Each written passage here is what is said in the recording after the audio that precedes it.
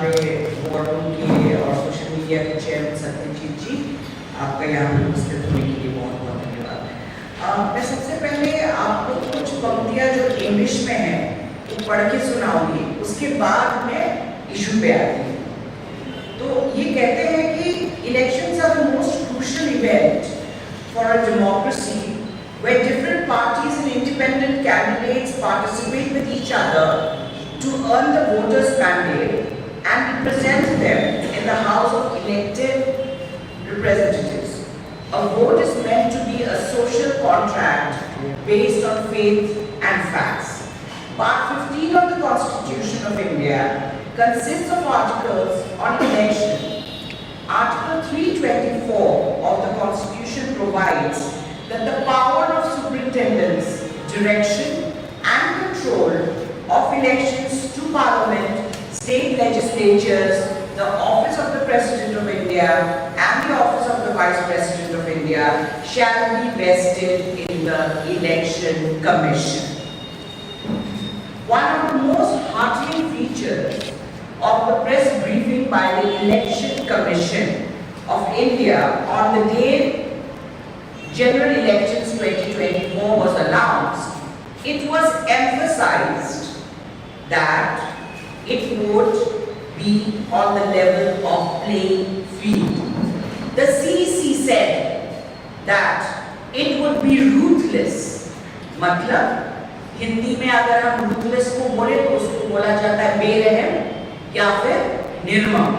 In dealing with complaints of action that disturb the level playing ground.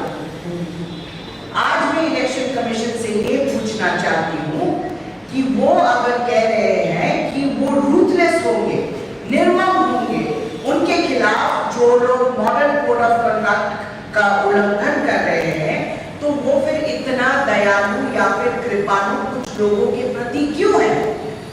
मैं आपको बहुत सारे उदाहरण आज देने वाली हूँ, जिसके लिए मेरे पास बहुत सारे प्रूफ हैं। हम लोगों ने बहुत सारे कंप्लेंट्स सीईओ को किया है, आरओ को किया है, पर अभी तक हमें सिर्फ यही चिट्ठी लिखा जाता है कि we are looking into it. हमने आज शाम का टाइम मांगा था एक डेलीगेशन लेके जाने के लिए, पर हमें कहा गया कि आप कृपया मेल करें, फिर आपको समय दिया जाएगा। विपक्ष के पार्टियों के लिए ऐसा व्यवहार क्यों? सबसे पहले मैं आपके सामने रखना चाहती हूँ कि ये चिट्ठी 31 मार्च को लिखा गया था, जहाँ पे इंडियन नेशनल कांग्रेस ने परमिशन मांगी थी अपने होर्डिंग्स लगाने के लिए। हमारे 300 कॉन्स्टिट्यूएंसी लिखे हुए हैं और हमारा वेंडर का भी नाम लिखा हुआ है इसमें कि कौन काम करेगा। इसके जवाब में हमारे पास रिटर्निंग ऑफिसर से जवाब आता है, in pursuance to your application dated 30/3/24 for displaying billboard you are requested to follow the guideline of MCC and this is for your kind and necessary action। मतलब ये बोला गया है कि आप अगर MCC के रूल्स फॉलो कर रहे हैं तो आपको परमिशन की जरूरत नहीं है। इसको फिर सब्सटैंशिएट करने के लिए मैं आपको एक और पेपर से अवगत कराती हूँ जो इलेक्शन कमीशन से हमें मिला है। इस डॉक्यूमेंट के दूसरी पेज के बिल्कुल ऊपर क्या लिखा हुआ है मैं पढ़ के आपको सुनाती हूँ। यहाँ पे लिखा हुआ है, all political advertisements proposed to be issued on electronic media including audiovisual displays at public places require pre-certification। सबसे इम्पोर्टेंट चीज ये है, ये लिखा हुआ है, but it is not applicable on flex hoardings, wallpapers and pamphlets। दूसरे पेज में और इसको इलेक्शन कमीशन ने या फिर इलेक्शन डिपार्टमेंट ने जारी किया था। तो मैं इलेक्शन कमीशन से ये पूछना चाहती हूँ कि जब इन्होंने कहा है इतनी क्लियरली कि इसके लिए आपको परमिशन की जरूरत नहीं है, तो पिछले 2 दिन से कांग्रेस पार्टी की होर्डिंग्स को क्यों हटाया जा रहा है, ये पहली बात। मैं दूसरी बात आपको और दिखाती हूँ। पर होर्डिंग हटाकर भाजपा की होर्डिंग लगा दी गई है ना, और मैं खुद एक एक जगह का इंस्पेक्शन करके आई। आपको ये दिखाई दे रहा है, इसमें कांग्रेस पार्टी का होर्डिंग लगा हुआ है। आप दूसरे पेपर में देखिए, हर जगह में उन्होंने हटाकर बस एक ही भगवा रंग का होर्डिंग लगाया। मैं इलेक्शन कमीशन से पूछना चाहती हूँ कि क्या वो कोई एक्शन लेंगे, क्या विपक्षी दलों का भी हक है ये पूरे प्रदेश में क्या सिर्फ भगवा रंग का होर्डिंग्स लगेंगे, या फिर दूसरे भी जो हमारे विपक्ष के पार्टी है उनको भी हक है एडवर्टाइजमेंट करने का।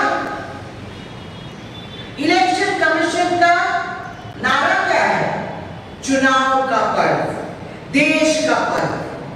पर मैं आप सबको ये कहना चाहती हूं कि चुनाव के पर्व के नाम पर ये लोकतंत्र का हत्या कर रहे हैं। देश का गर्व